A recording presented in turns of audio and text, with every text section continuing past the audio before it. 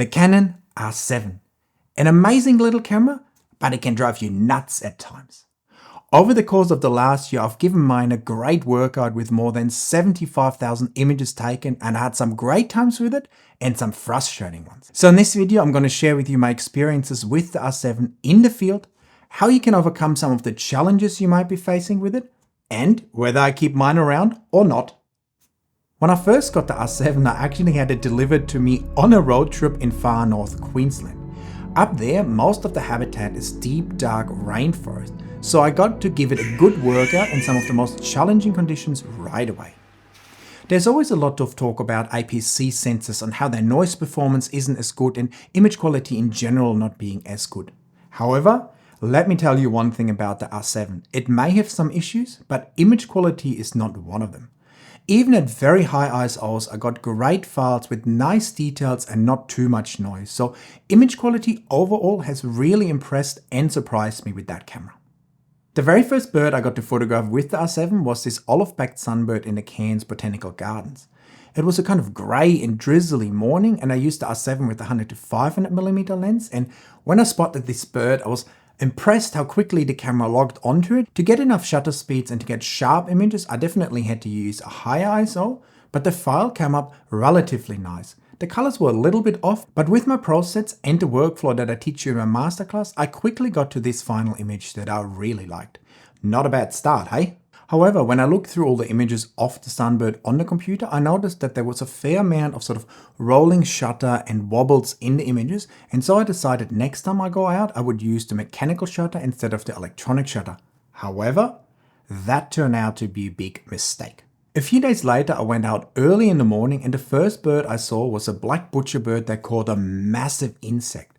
It was still low light, so I had to use high ISO, and I used the mechanical shutter, and the bird was fighting with the insect right in front of me, and I was imagining getting all these nice headshots. But to my frustration, after the scene was over, I noticed that basically all the shots were out of focus or had a lot of visible shutter shake in the images. And only 3 out of 63 images I took in these bursts were sharp, so that was hugely disappointing.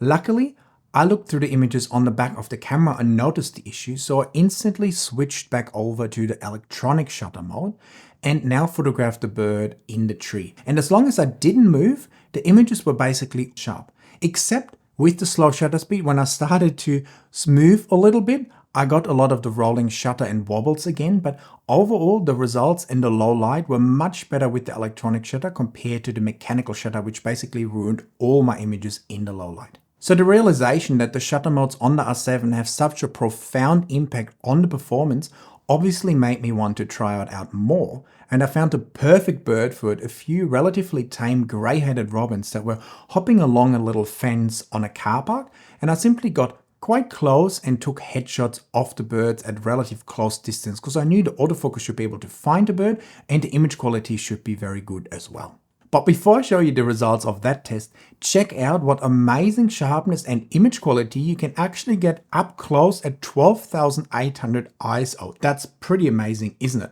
Would you have thought an APS-C camera can have a performance like that? Back to the shutter modes now though. First, I tried the mechanical shutter and I basically had the same results.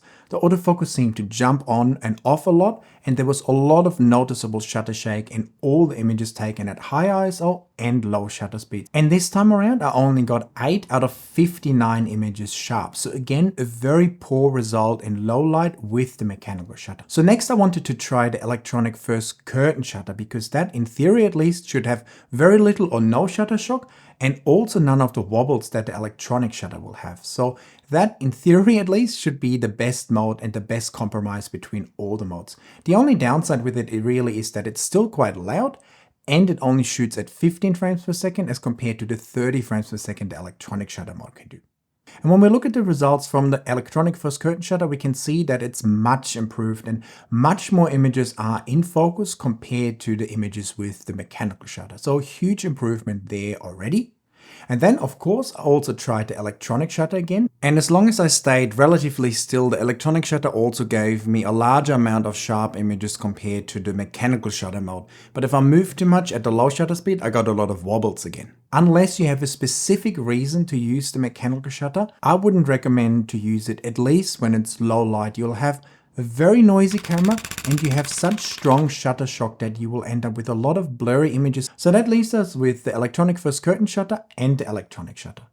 I think for most people, the electronic first curtain shutter is probably the best compromise. It gives you good image quality, has minimal shutter shock, and it doesn't have any of the rolling shutter or the wobbles that you get in the electronic shutter mode.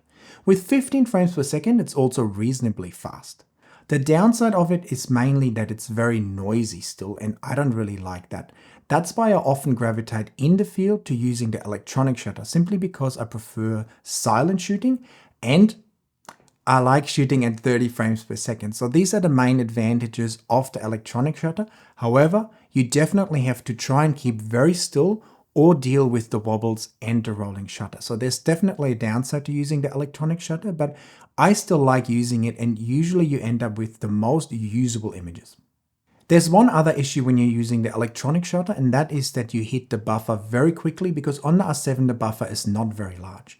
So my recommendation would there to go to C RAW instead of full RAW, because that gives you a much larger buffer. And then if you are conscious of the buffer, maybe don't hold down the shutter button continuously for seconds at a time. You will usually be able to manage the buffer, even though you will definitely hit it quite fast shooting at 30 frames per second. So if you don't actually need the 30 frames per second, then using the electronic first curtain shutter and the 15 frames per second is probably a good idea, because it takes much longer to hit the buffer at the 15 frames per second, and it basically doesn't become an issue at all if you're in C RAW as well. So with the electronic shutter, buffer is definitely a concern. With the electronic first curtain shutter, not really a concern. So that's another reason why I say for most people, it's probably the best compromise.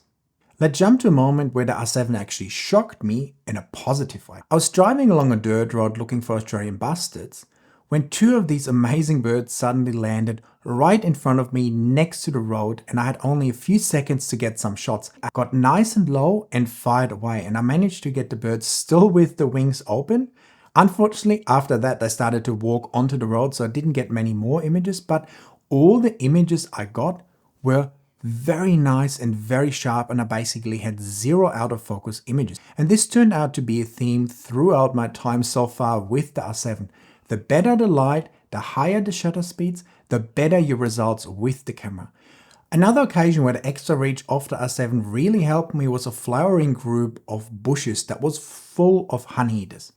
At first, I tried to use the 100-500 with the R5, but the birds were just too small in the frame when they're sitting nicely exposed on top of the bushes. So I went back to the car, grabbed the R7 and the 100-500mm lens, and instantly I felt like that's what I needed. It was nice and lightweight, and the 800mm effective focal length now allowed me to take some nice and more frame-filling images of the honey eaters in the flowers. With my PROSETS and my Masterclass workflow, even the higher ISO files cleaned up very well, and I got some really nice looking final images. And if you want to improve your image editing, get better colors, make it faster, and make your own images look amazing, make sure to check out my PROSETS and my Masterclass. With my PROSETS, I'll allow you with just one click to transform your raw images into a great starting point for the editing process. And in my Masterclass, I teach you everything you need to know about Photoshop to get amazing results. So make sure to check out these two down there in the description. The autofocus is definitely an area of concern with the R7. It has a similar looking and similar style autofocus to the great R6 Mark II, R8 and R3, but the performance in the field is definitely lacking behind these cameras. It simply is more inconsistent and tends to jump on and off your subject from time to time. This is especially the worst in low light with the mechanical shutter for me, but even in good light, you will have some images where the autofocus just simply jumped off and then back onto your subject, which can be quite frustrating at times. To minimize any autofocusing issues with the R7, I've set mine to double back button autofocus. So I use the AF on button for the eye tracking and the star button for the normal spot autofocus, which is my base autofocusing mode. So whenever I need to pre-focus on something, I can just press the star button and the camera will focus on that. And if I want to use the eye tracking, I can press the other button and the camera will most of the time track the bird's eye very well. For the autofocus itself, I've also changed over some of the settings. I'm using case 1 and I've set both of the parameters to -1, making the autofocus a little bit more sticky. And if you want to set up your R7 similar to mine and see all the settings I'm using, I've linked an R7 setup guide for you down there in the description. With these settings, I also have great success when it comes to birds and flight. One morning I discovered hundreds of whistling ducks on a lake and they just flew past me all the time, so they were the perfect subjects to try out some different settings, and I ended up using the electronic shutter most of the time simply because I got so many more wing poses. At times I'm getting warped wings or sort of bent trees in the background because of the rolling shutter, but overall I still found that to be the best compromise. With flight shots and fast action you will definitely hit the buffer quite quickly with the electronic shutter, so that's something to keep in mind. But overall I got some pretty nice results. And here's another pretty much amazing result of a great egret that was suddenly flying towards me, and so I ripped up the camera, started focusing, fired away, and the whole sequence of images is razor sharp. Another one of those moments where the camera really impressed me and I wonder, why can't it perform like that all the time? One thing that definitely stands out with the R7 is that it performs so much better in good light. The keeper rate goes from like sometimes 10-20% in low light to like 80-90% in good light with high shutter speeds. The IBIS in the R7 is decent, however it lags behind other cameras like an R5, an R6 Mark II or an R3. So you're getting less stabilization, which definitely shows when you're trying to do handheld video or those low shutter speed images. This is also one of the reasons why I haven't done too much video with the R7 yet, because simply my R5 give me better quality video that's less shaky, so I usually just end up using those. What I truly love about the R7 is that because of its crop factor, you can use smaller and lighter lenses and still get fantastic reach. Recently I found a rookery with a lot of cattle egrets and ibises. So at first I tried the R5 and the 100-500mm lens, but it was just not long enough to give me the intimate shots that I wanted. I then tried the 1.4 extender on the 100-500mm lens, but 700mm was still a little bit too short, and then I had to shoot at f10, which I also didn't love. So I ended up grabbing the R7 with the 100-500mm lens, and the 160-800mm range was exactly what I needed. It was nice and small, didn't attract much attention from the people, and allowed me to zoom in far enough into the nest to get some nice intimate shots of the mum with the babies like this one. I was also able to film and photograph some crazy cattle egrets with the R7 and the 100-500mm lens. Can you believe how rough these kids are with their parents? I don't know if I would come back to the nest if these were my kids, would you? All in all, I got some really nice images that day with the R7 and the 100-500mm lens. Not all shots were sharp, but the ability to have a small, lightweight combo that doesn't attract much attention and gets me up to 800mm was invaluable that day in getting all the shots that I actually got, and I was very happy with the overall performance. Recently I also used the R7 in combination with the Canon f11 800mm and the f8 100-400mm lens. I made a whole separate video about those combos, so I recommend you check that out after watching this video. What I like the most about these lenses in combination with the R7 is the amazing lightweight combos you can get that still deliver you amazing reach. Where else can you get 1280mm for under 2 kilos and around the $2,000 US mark? A lot has been said about the newly designed back of the R7, and I must admit, this wheel up here, I actually got used to it quite quickly, and I almost preferred over the wheel being down here because it's so much easier to reach with your thumb when you're up there and you're playing around with the joystick anyway. So not a bad design choice, even though I would prefer all the cameras to be more similar, because then it's just simply easier to switch between the different cameras in the field. But if this is your only camera, the design is perfect. The only thing that's missing for me, because I shoot full manual all the time, is a third wheel on the camera. So I would prefer to have a wheel for aperture, shutter speed and ISO, which I don't have on the R7. So I assigned the top button on the D-pad here for ISO, because that's the easiest for me to quickly press and then change the ISO on the camera. All in all, the R7 is a fantastic little camera that gives you great reach in the field, even with smaller and lighter lenses. It does come with a few issues, mainly the autofocus inconsistencies, the small buffer, and the problem that there's basically no perfect shutter mode that works all the time. Of the different modes, the mechanical shutter is definitely the worst. It gives you the most inconsistent results, it's very noisy, and it has a lot of shutter shock that especially affects your low shutter speed images, so I'd stay away from it most of the time. If you're coming from a DSLR camera like a 7D or a 90D, the R7 will definitely feel like a huge step up and will be almost mind-blowing in terms of autofocus and how much more it can deliver than these other DSLR cameras could in the past. The higher frame rate, the good tracking, the better video capabilities, all these definitely make it a worthwhile upgrade from a DSLR camera in my opinion.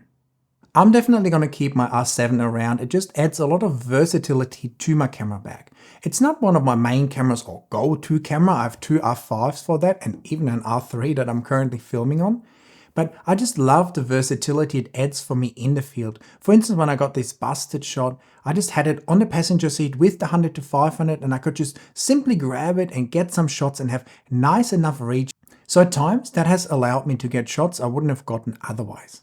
Especially as a smaller walk-around combo, I value the R7 a lot, or in places like the parks where I want to stay a bit more hidden and don't want to get out my big 600mm prime lens. The extra reach of the R7 with the 100-500 definitely allows me to stay more hidden and still get my shots. And you can even use the extenders with the R7 and the 100-500mm lens, giving you some cool results.